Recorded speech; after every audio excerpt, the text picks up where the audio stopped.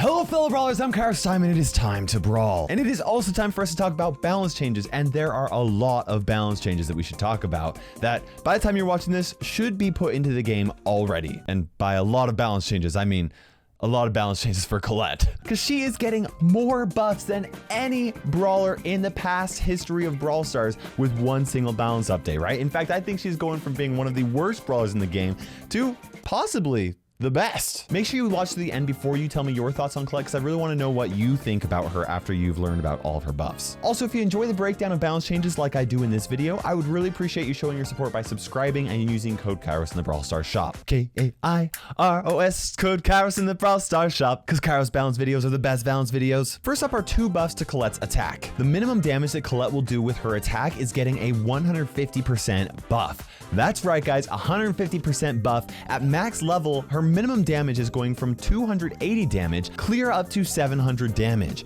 This is going to make it much easier for Colette to finish off her targets, but 700 damage still isn't a ton of damage by itself. It's 29% less damage than Poco's main attack, and he has the lowest damaging attack potential in the game. So I think this buff is absolutely warranted for Colette. For her second attack buff, her base damage percentage is being increased from 35% to 37%. That sounds like a 2% buff. It's not actually. It is a 6% damage buff, which is actually a solid buff. Against a tick, her attack damage is going from 1078 to 1140 damage, and against a Frank with his sponge star power, her attack is going from 3521 damage to 3722 damage. To put this into perspective, the average brawler has about 5000 HP, which means that her main attack will deal 100 additional damage against full HP brawlers on average. With these two attack buffs, Colette is now going to be able to 4-shot the brawlers that have up to 3360 health, including Barley. She'll also be able to 5-shot brawlers with health up to 5600 HP, like Nita. She'll be able to 6-shot brawlers with health clear up to 8400, like El Primo. And she'll be able to 7-shot Frank with or without his sponge star power. This is going to make Colette much less reliant on her super or her gadget to finish off enemy brawlers, and it's going to make her feel a lot more consistent with her attack. But those aren't her only attack buffs. Her minimum attack damage is going to be scaled up with buffs such as power cubes or 8-bits turret or even energy drinks. This means that Colette's minimum damage will be buffed by 70 additional damage for every power cube that she picks up, which will make it even easier to finish off enemy brawlers. But she's getting a 4th attack buff. Enemy spawns like Nita's bear, Jesse's turret, or Mr. P's porters are now going to be considered as special targets, which means that she will deal 1400 damage against them every single time with every single attack. Now, she doesn't deal a ton of damage against special targets, so she's going to still struggle against them, but it will be much easier for her to take them out than before, where she basically had to treat each one like an individual brawler. And just in case you thought Supercell forgot about her super, no, her super's getting some buffs as well. First of all, her super recharge rate is getting a 100% buff, meaning that her supercharge is going to recharge her super twice as much for each hit.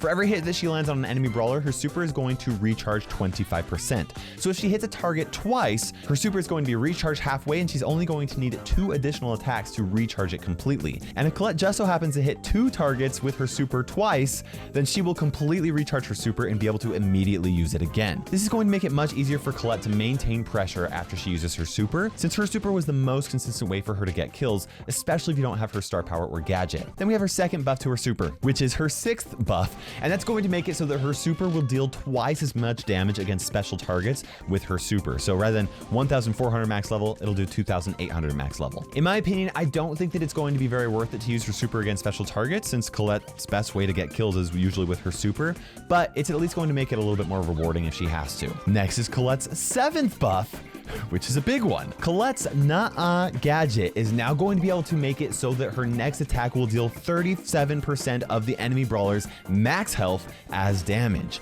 In other words, even if an enemy brawler is missing health, Colette's Gadget will make it so that her next attack will attack as hard as when they have max health.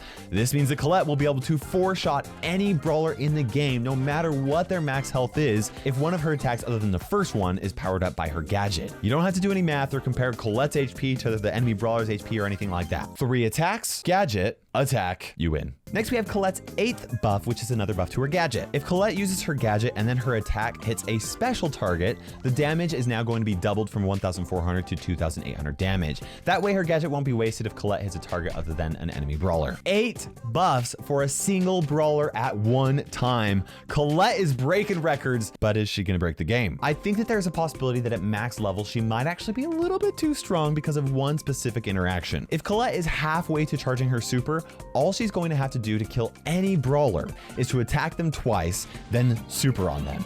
2 attacks will get them to 40% of their maximum health, and the 2 additional hits from her super will completely finish them off. And if Colette has her star power, that's almost always going to guarantee that she will hit enemies with her super twice, unless the enemy happens to be at the end of her range. That is a really fast way for Colette to kill every single brawler in the game. But what's crazy is that Colette's gonna be able to do this over and over and over again, because 2 hits from her super is going to recharge her super halfway.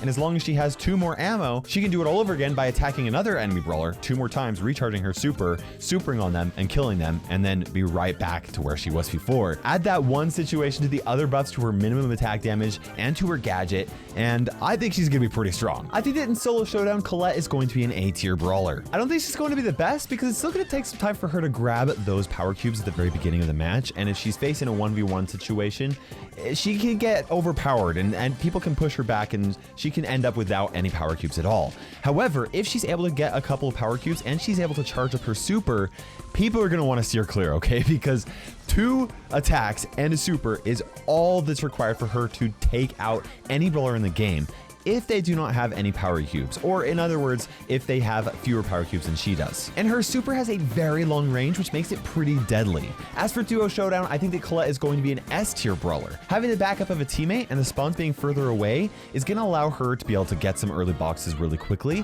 and that's exactly what Colette needs to be fantastic for the mode. I think she's going to be an S tier brawler in gem grab. Not only is she going to be much better at winning her lane in 1v1 situations, but she also has a really unique ability of quickly supering onto a pile of gems, picking them up with the added benefit of quickly dashing back to safety. It's kind of like a Mortis can do that, but at a much more extreme range and much faster too. I think she's going to be an A tier, possibly S tier brawler in Brawl Ball, depending on how prevalent tanks are going to be. If tanks are still good in this future meta, then she's going to be an S tier brawler as an excellent counter. But if not, I think she's going to be an A tier brawler with there being better options more consistently. I don't think that Colette is going to be very good in Heist or Siege because of how little damage she does against special targets, both of which are very important targets in Heist and Siege. With that said though, I do think she's going to have some viability, so I think she'll be B tier. And I actually think she's going to be an S tier brawler in Bounty.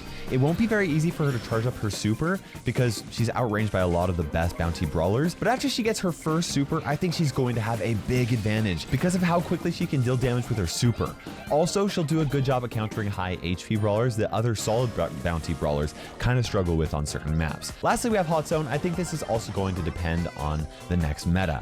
If there aren't very many tanks, I think she's going to be a B tier brawler. Not really that great, and you're going to be better off playing with somebody else. But if tanks are strong in Hot Zone, I think she will be an A tier brawler as a solid tank counter. Now, all my thoughts on Colette are obviously speculative at this point. I've crunched the numbers, but I haven't played her against real players at the time of me recording this video. So I'm going to do another video where I will play her in a variety of modes and see exactly how strong she is. After all, she's going to be a lot better in 1v1 situations, but she was also really terrible in 1v1 situations, so we'll see where she lands. Either way, I'm really excited to play her. I think she's gonna be a lot more fun, especially with that improved super. Colette was not the only change that's happening. Brawl Stars is also doing some quick fixes for some bugs. The El Atomico skin is now going to appear in the shop. It wasn't before because of an issue. And also there were some visual and audio bugs that were happening with 8-bit star power, so that should be fixed now. And also, Supercell fixed a bug where the game would crash by disabling bots in friendly game rooms, so that should be fixed now. Also, Frank said on Twitter that 5 times more friendly matches are actually happening in the game after this update as compared to like